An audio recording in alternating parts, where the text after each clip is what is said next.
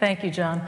Well, it's indisputably an awkward moment where I think the conceptual shift away from the unipolar moment has happened in our heads, but we don't know concretely what it means and what the alternatives are. One does sense that even when American elites are clear that the United States cannot and should not do everything alone, and that we look for partners and for sort of hybrid systems that support the necessary requirements of international security, we are still uniquely capable in terms of the size and the capability of our military force. And we sometimes have the feeling that the world likes us more for our brawn than for our brains. As much as there is a visceral reaction against military force that Maleeha mentioned, when we refuse to use our military force, that also creates agitation sometimes in the system, that people still believe the United States has some unique attributes and qualities to be a security guarantor in key areas. And before we get too negative, I think I want to reinforce something that Bob Einhorn said this morning. If Syria is a success, we will all feel a little bit of a boost that the international system still has some capacity to be agile and use the existing tools to solve difficult problems. We don't know whether it will be a success yet, so it's tempting to kind of be in this cranky moment where nothing seems quite orderly and predictable, and we don't know how things are going to play out. I thought it was important to say that some of the worry that is very palpable about American willingness to act, the quality of American leadership, et cetera, I want to just put on the record that I don't think it's all about Obama. I do think that there is some continuity in American foreign policy, as strange as it may seem, from the overconfidence and occasional incompetence of the Bush era to the introspective modesty of the Obama era.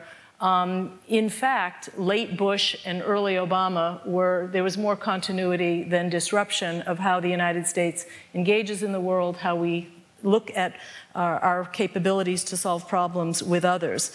I do think that the Obama administration spent its early years, and Secretary of State Clinton was an absolutely vital part of this, in trying to correct the American image internationally and focus as much on soft power as hard power.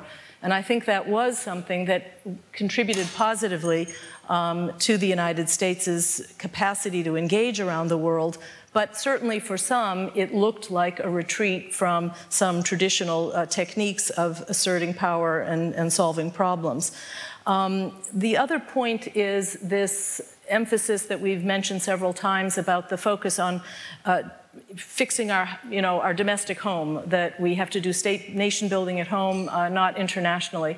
I think people are missing sometimes the notion that for both I would say the Obama administration and Secretary Clinton, and now Secretary Kerry, the correlation is intended to be a positive one, that strengthening the United States at home is part of replenishing our capacity to do good in the world. It's part of replenishing the energy and the confidence of the United States. So fixing our infrastructure, improving the quality of education, immigration reform, these will all make the United States a more effective player internationally.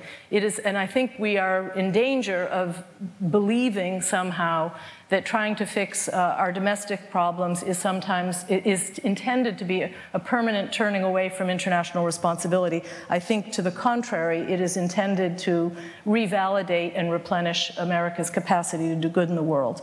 And then I guess my sort of final point I think we do have to stumble through this period of a hybrid system where we accept that the instruments of global governance are weak in some ways, that traditional geopolitics, when the United States and Russia are not getting along, when China claims that it doesn't really have the capacity to contribute much to global governance, the system doesn't work very well. And yet, in other ways, if we look at what the international organizations have been able to do, in support of Syrian refugees, I mean, there are ways in which we don't solve the problem, but we manage the problem. And you used the word management in your question to us.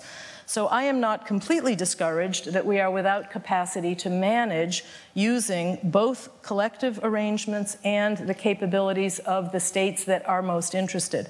And I think, John, you alluded to one of the biggest issues, which is when will the emerging powers be ready to articulate their own sphere of interest and their own capabilities? We worry that India has not yet articulated clearly enough the role that it can play in the international system, and I think this is true for China as well. And just one last thought, in this hybrid world, when it comes to the problems of the global commons, I think we should refine our understanding and our willingness to see a role for the private sector. That we talk in the United States a lot about public-private partnerships. It's a vague terminology that means lots of different things, but I think in terms of the security in the maritime space, the security of the telecommunications world, et cetera, governments and the private sector need to have a more robust and productive relationship. Thank you.